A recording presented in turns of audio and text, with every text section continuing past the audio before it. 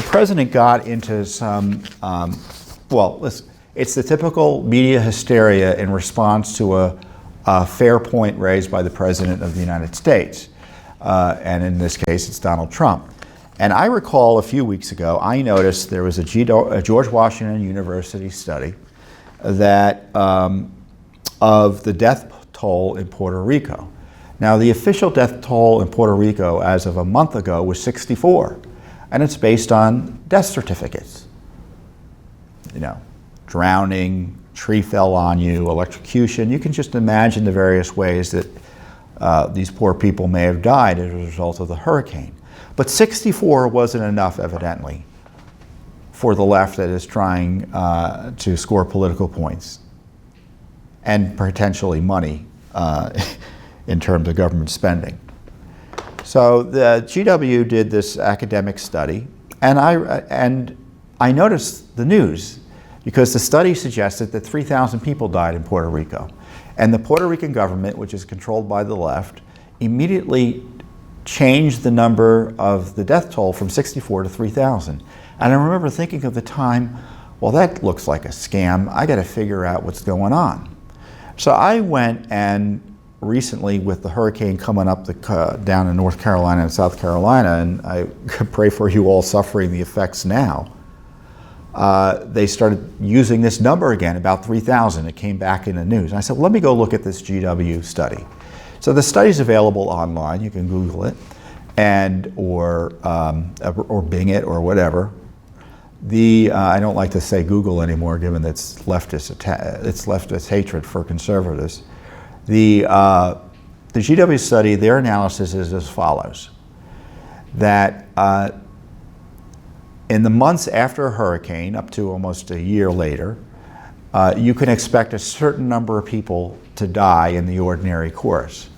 But based on our statistical analysis, it looks like more than the expected number of people died subsequent to the hurricane. And the number they came up with was a little under 3,000.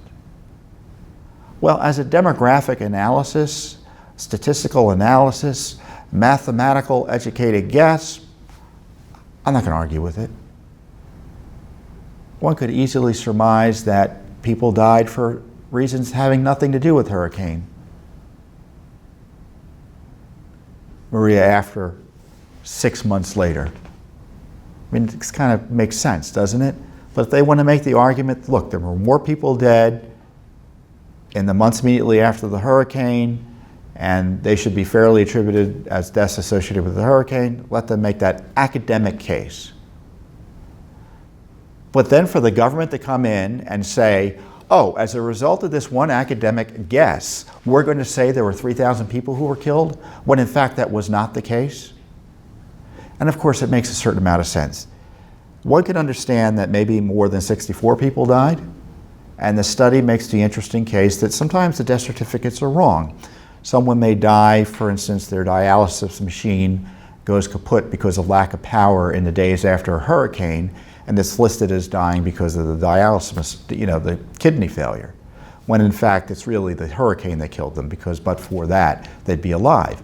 It's far different matter to say 6 months later that mortality is increased on matters that are far removed potentially from a hurricane, and for purposes of government numbers say that is a death associated with the hurricane.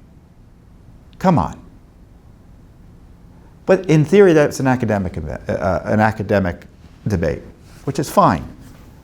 But I'm concerned about the corruption of the Puerto Rican government, which we are now investigating, changing, fudging the numbers.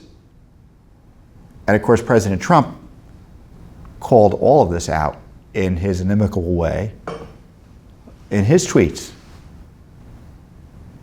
basically calling it a scam as well. And they're saying he falsely claimed there were not 3,000 deaths in Puerto Rico. There is no basis to say, because the numbers are not there, that there were 3,000 deaths in Puerto Rico. They're simply not true. The death certificates that the government relies on to figure out how many people died in a hurricane say there were 64. The 3,000 is a made-up number that at best is a statistical guess. I mean, you could get an academic to come up with 3 million, and who knows? You draw it out long enough, if you draw out far enough, you could get to tens of thousands of deaths. And it shows you that when it comes to government corruption, you can't trust. You just got to really look behind the headlines. And when you see the government change a number from 64 to 3,000, you've got to have the alarm bells go off. And of course, the alarm bells went off at Judicial Watch, and that's why, as we speak, there's a FOIA traveling to San Juan, Puerto Rico, asking about that decision making.